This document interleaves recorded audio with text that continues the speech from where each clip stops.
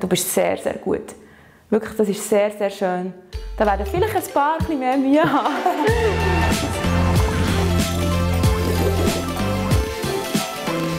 Wir sind in Bern, um herauszufinden, wie sich eine Schlangenfrau fit hält.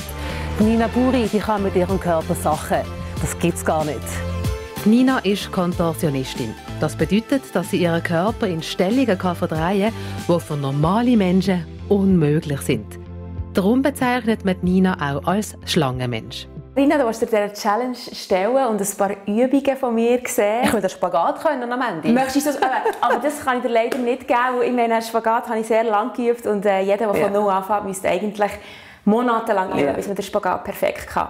Aber ich zeige so Übungen auf dem Weg zum Spagat, wie kann man näher kommen an das Ziel, oder? Es gibt ja immer 2 Spagate oder der Traum von jedem ist ja, den Spagat so zu machen, auf den Fernsehen schauen, einfach so ganz. Das ist noch nicht. Du bist aber super. Wirklich? Ist das ist schon sehr gut. Aha. Und was du jetzt gut machst, du hängst nicht hinten. Viele, die ungelenkt sind, werden jetzt wirklich so sein, wahrscheinlich. Yeah. Und das Erste, was ich verlange von den Leuten, ist wirklich, dass sie versuchen, egal wie weit die Beine offen sind, die Beine können auch ein bisschen zu sein, das ist egal. Ich bin jetzt wirklich der Anfängerversion. Yeah.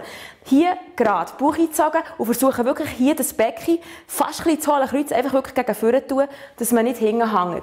Und was wichtig ist, Knie gegen oben und nicht gegen so, nicht umgestreckt. Von dieser Position, wenn man schon ein bisschen bequem ist, ich finde es jetzt schon anstrengend. Ich finde es anstrengend. Wir können jetzt mal, dass du weiter auseinander kommst, mit den Beinen, so weit wie du kannst, auseinander und nachher versuchen, auch noch vorne zu liegen.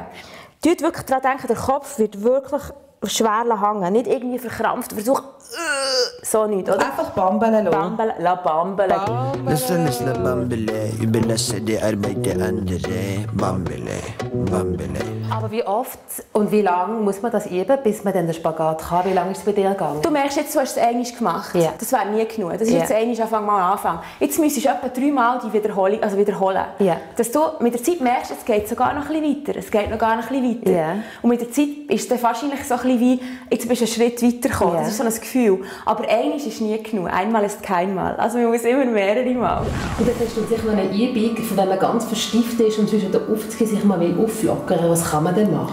Also auflockern ist eins, aber es geht ja darum, dass man wieder mal gegen den Rücken sich beugt. Wo in der Schule man immer über den Hefter ist, über den Bücher und man ist viel gegen vorne, dann sollte man wirklich mal die Wirbelsäule auch gegen die andere Seite tun. Und jetzt habe ich eine Übung. Da tun wir jetzt unsere Ellbogen da easy peasy zur Seite, die Hände ein bisschen vor dem Körper, vor der Brust. Und dann tun wir einschnaufen und gehen nur ganz wenig, nur so rauf, dass wir den Bauch nicht abheben müssen. Und jetzt spüren wir, wenn wir die Schulter ein bisschen runterdrücken und den Bauchnabel in den Boden drücken, spüren wir, dass wir im unteren Rücken schon eine kleine Spannung haben. Und der Kopf kann immer weiter gegen hinten gehen. Und mit dem Ausschnaufen strecken wir die Arme. Und jetzt bleiben wir ein bisschen in dieser Pose. Jetzt spüren wir nämlich, die Leiste wird ein bisschen gedehnt, der Rücken, der Unterrücken hat langsam so ein bisschen Spannung. Und das ist eben das, was wir einmal am Tag sicher machen sollten, wenn wir die ganze Zeit immer wieder vor. Wir essen so, wir lesen so und wir sind immer gegen so. Ja. Und dran sitzen wir so. Ja. Und es ist wichtig, dass der Körper auch gegen hinten geht. Und wer jetzt so eine kleine Challenge will, dann tut das Bäuerchen hier mal hinten an den Rücken. Der Bauch muss fest sein und der Kopf ist die Verlängerung der ganzen Wirbelsäule. Erst wenn wir den Arm abheben und hochschauen, darf der Kopf hochkommen. Und Knie bleiben, das Bäuerchen sollte auch bleiben. Die Schultern sind über den Handgelenk, der Bauch ist fest.